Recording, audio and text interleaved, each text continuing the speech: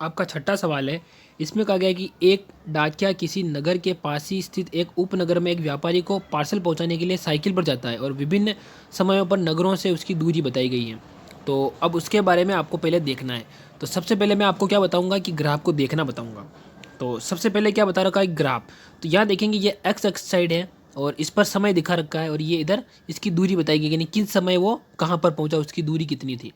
अब आप ग्राफ को देखेंगे यहाँ पर, तो 8 से लगाकर 9 और 9 से लगाकर 10, तो इनके बीच में चार डंडे, एक यहाँ 1 2 3 4 चार डंडे, ये चार लाइनें, चार है ये सी लाइनें ना, 1 2 3 4 इस प्रकार से चार लाइनें खींची गई हैं। तो उन बीच का अंतराल इनका चार चार है सभी का, यानी कि इसके यहाँ से यहाँ तक के बीच में चार अंतराल, फिर यहाँ से बीच का चार अंतराल, यहाँ से यहाँ चार, ये चार चार अंतराल पर। जबकि इनका गैप कितना है, 2 से 4, 4 से 6, यानी कि लगभग 2 का गैप है। ठीक है, ये चीज़ समझ गया यहाँ पर। तो इस प्रकार आपको देखना है। इसको बोलेंगे एक्स एक्सिस और इसको बोलेंगे वाई एक्सिस। मैंने पूरी प्रश्नावली में पहले ही बता दिया था आपको।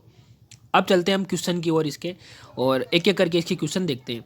पहला क्वेश्चन है इसका कि एक्स अक्ष पर समय दर्शाने के लिए क्या पैमाना प्रयोग में किया गया। तो सबसे पहले एक्स अक्ष की बात हो रही है, यानी कि इसको देखना है और पैमाना बताना है।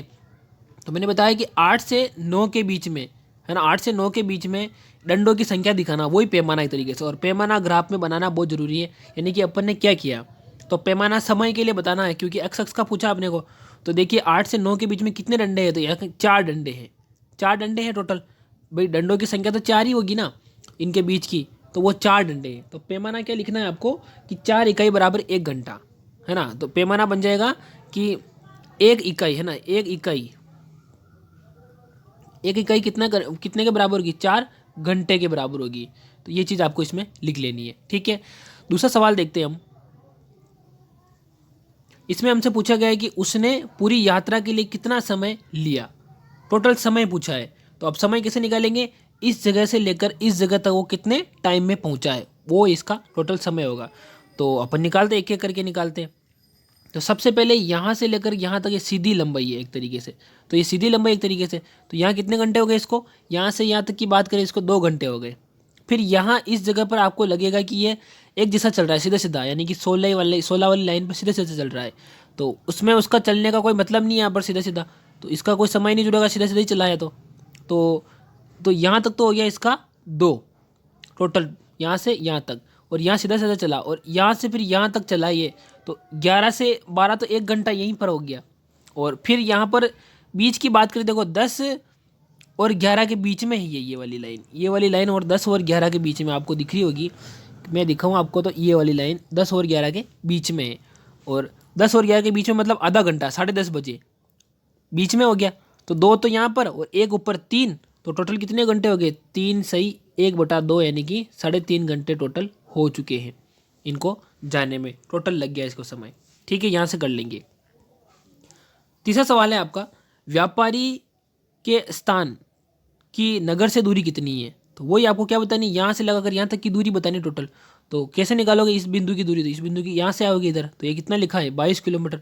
तो इसकी दूरी कितनी है 22 किलोमीटर, यानी कि ये 22 किलोमीटर गया डाक देने। ठीक है, फिर चौथा सवाल पढ़ते हैं इसका, क्या डाकिया रास्ते में कहीं रुका, क्या रुका हो तो इसका विवरण दीजिए। तो अगर ऐसा तो नहीं लग रहा है कि रुका, लेकिन इसको लगा देखने पर फिर आपको थोड़ा सा पता चला है कि इस जगह पर ये चल नहीं रहा है, ये एक जैसे ही रह रहा है। यहाँ से यहाँ तक इसने क्या करा है कि इसकी दूरी एक जैसी थी, तो अपने ने अब अनुमान लगाया कि यहाँ ये नहीं चला होगा। ठीक है, यहाँ ये एक ही जगह पर खड़ा होगा। तो ये विवरण में ये लिखेंगे आप, है ना, कि ये हाँ ये आलेख के अंदर ये दर्शाता है कि डाकिया कहीं रुका है, और वो कब रुका है, 10:30 बजे से 11 के बीच में, है ना, या 10 या 10:30 के बीच में, 10 से 10:30 के बीच में ये रुका है, ये रुका है यहाँ पर, ये लिख लेंगे आप। फिर नेक्स्ट है कि किस अंतराल में उसकी चाल सबसे अधिक थी। तो चाल सबसे अधिक बतानी है, तो पहले 8 से 9 के बीच में चाल देखोगे, तो एक ही बार में 10 किलोमीटर चला। फिर देखोगे 9 से 10 के बीच में, तो ये 10 से फिर 16 चला, तो 16 में से 10 आता है, कितना बचता है 6 चला, यहाँ पर 6, जबकि यहाँ पर 10, टोटल 10 चला यहाँ पर, तो ये पहले वाले में तो। और फिर 11 10:30 से यहाँ पर इतना ज़्यादा कुछ चला नहीं। फिर 11 से 12 की बात करें तो 16 से 22 चला, और 16 से 22 जाता है तो कितना बचता है, यहाँ पर 8 बचता है। लेकिन सबसे ज़्यादा कहाँ चला ये, इस वाले अंतराल में। तो आप क्या करेंगे, इस वाले अंतराल को लिख लेंगे क्योंकि इस वाले अंतराल में ये सबसे ज़्यादा चला। तो ये अंतराल कब है, ये 8 से 9 वाला अंतराल है, 8 से 9 है ना, 8 से 9 बजे के अंतराल में यह सबसे अधिक या सबसे तीव्र गति से चला। तो इस प्रकार से आपके ये सारे सवाल इसके हो गए। अब सातवां करते हैं सवाल हम। सातवां सवाल पढ़ेंगे आप। इसमें लिखा है कि निम्न आलेख में कौन कौन से आलेख समय और ताप के बीच में जो संभव है वो बताना है। ताप, समय और ताप के बीच में जो आलेख बना रखा है वो कौन सा संभव है वो आपको बताना है। ठीक है, तो पहला ग्राफ देखेंगे आप। पहले ही ग्राफ को देखेंगे तो आपको पता चल रहा होगी कि इधर तो समय है और इधर टेम्परेचर। मैंने बताया था आपको कैसे देखते हैं। तो ये समय के साथ तापमान बढ़ रहा है और आपको पता है कि समय के साथ तापमान बढ़ता है, तो यह ग्राफ बनता है ना, ये वाला संभव है क्योंकि समय के साथ तापमान बढ़ता है। फिर बात करें, ये इस तरफ बता रखा है, यानी कि पहले तो तापमान ज़्यादा था लेकिन जैसे जैसे समय कम होता गया और फिर तापमान घटता गया, तो ऐसा भी संभव है क्योंकि तापमान कम भी होता है। अब हम बात करते हैं तीसरे वाले की। क्या दिखा रखा है, समय दिखा रखा है एक जैसा समय, मतलब एक जैसा समय 2 बजे है ना, 2 बजे, और तापमान एक जैसा। तो ऐसा संभव नहीं होता है क्योंकि टेम्परेचर बढ़ता रहता है या घटता रहता है, लेकिन यहाँ पर एक जैसा लग रहा है, समय एक ही है। तो समय कभी रुकता है क्या भाई, तापमान तो बढ़ रहा है लगातार लेकिन समय एक ही है, तो समय कभी रुकता नहीं है। तो समय रुकता नहीं है इसलिए ये संभव ही नहीं है।